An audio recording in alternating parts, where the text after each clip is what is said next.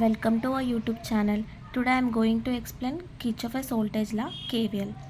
What is KVL states? KVL states that the sum of electrical potential difference, which means voltages around any closed circuit loop is equal to 0. అంటే మనం ఏదైనా closed circuit తీసుకున్నప్పుడు మనం batteries ద్వారా voltage అనేది supply చేస్తాం.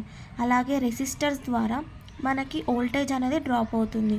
So ఈ batteries నుంచి సప్లై అయ్యే వోల్టేజ్ ప్లస్ రెసిస్టర్ నుంచి డ్రాప్ అయ్యే వోల్టేజెస్ అనేది ఈక్వల్ ఉంటుంది. అంటే ఇప్పుడు total sum of electrical potential differences voltage అనేది ఈక్వల్ టు 0 ఉంటుంది.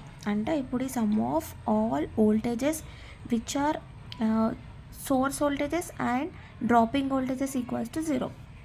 So V equals to IR.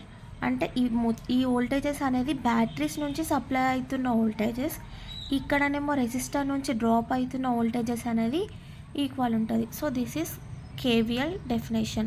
Let us see an example. So this is an example. It is a closed loop ABCD. So ABCD అనేది ఒక closed loop. So మనం ఇప్పుడు దీన్ని ఎట్లా calculate చేస్తామంటే ఈ లూప్ ద్వారా మనం ఈ KVLని క్యాలిక్యులేట్ చేస్తాం. ఫస్ట్ ఈ రెసిస్టర్స్ అనేది డ్రాప్ అవుతున్నాయి, ప్లస్ ఈ E1 అండ్ E2 అనేది బ్యాటరీస్. సో ఫస్ట్ మనం పాజిటివ్ నుంచి నెగిటివ్ తీసుకుంటున్నాం. సో పాజిటివ్ నుంచి నెగిటివ్ తీసుకుంటే +2 మైనస్ తీసుకున్నప్పుడు మనకు మైనస్ వస్తుంది, -2 ప్లస్ తీసుకున్నప్పుడు మనకి ప్లస్ వస్తుంది. సో ఫస్ట్ +2 మైనస్ ఉంది కాబట్టి మనకి నెగిటివ్ వస్తుంది.